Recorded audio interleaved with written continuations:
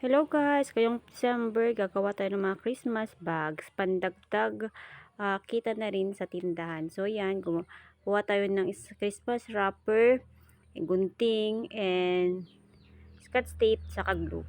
So i-fold lang natin kung gusto natin gumawa ng maliit na Christmas bags. Yung half lang niya ang gagamitin natin. So tupin natin both sides para maging pantay. If na-sure na nating pantay na yung Christmas wrapper, pwede na natin tong guntingin para makagawa tayo ng half Christmas bag. So, yan, guguntingin na nga natin yung ating natupi na Christmas wrapper. So, sa dalawang Christmas wrapper, makakagawa tayo ng dalawang Christmas bag. And, mabebenta natin ito 15 pesos isa. Kasi nga 15 pesos yung bentahan ko ng half na Christmas bag. So, yan. Pagkatapos nating nagunting, ganito na yung kakalabasan. So, itutupin natin yung both ends. So, yan. Itutupin natin to ng dalawang beses, both ends, para magiging ganito yung itsura. Then, sa gitna, lalagyan natin siya ng scotch tape para mag-bind sa together. Then, i-fold natin yung dulo. Then, fold din natin ulit. So, ganyan nga yung kakalabasan. Then, tupin na natin yung isang side. After that, tupin na natin yung kabila. Then, pagkatapos natin tong tupiin, pwede na natin siyang i-tape gamit ang ating scotch tape. So, ganito yung tsura kapag nakatape na siya. So, pag ganyan na, ready for taping na siya. So, ayan, lagyan natin ng scotch tape para mabind yung dalawang both ends niya. So, ayan, yung ginagawa ko is nilalagyan ko siya ng scotch tape. Pwede natin siyang ulitin para mas matibay yung ating ginagawang Christmas bag. So, ganyan. Then, guguntingin na natin para ilagyan na ulit natin ng scotch tape para matibay nga siya. So, ayan. Pag ganyan na yung kinakalabasan, i-fold na natin yung dulo. Pwede nating i-fold siyang dalawa. Then, dito natin siya ilalagay yung ating hawakan na ganun. Yung yellow na nabili ko noon para sa mga Christmas bags, gagamit tayo na ngayon ng ticket puncher. Ticket puncher yung ginamit kong pambutas para magkaroon siya, mailagay ko yung hawakan niya. So, ayan. Lalagay na natin guys yung kanyang hawakan.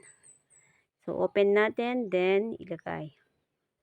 So, presto kapag ganito na, nakagawa na tayo ng isang Christmas bags.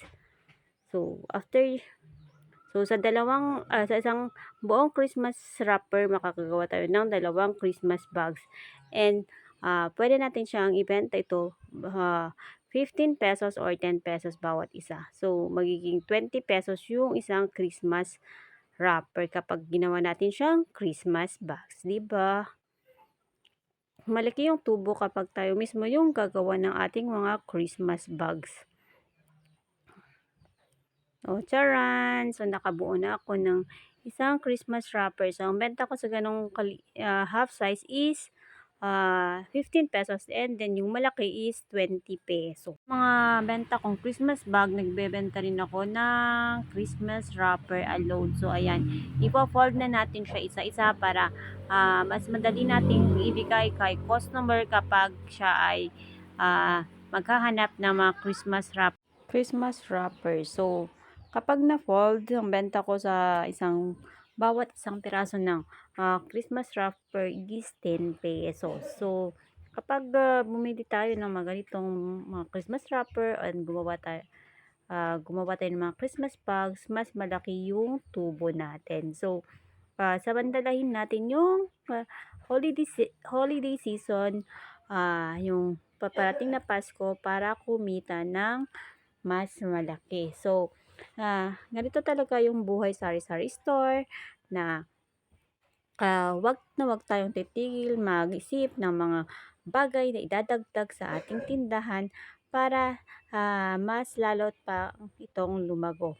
So, sa mga sumusuporta sa Mama and Princesses channel, maraming salamat. And sa mga kasari ko, laban lang tayo and magtiwala na aasenso din ng ating tindahan.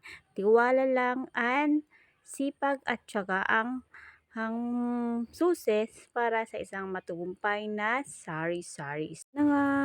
Tapos na ako sa paggawa ng mga Christmas bags and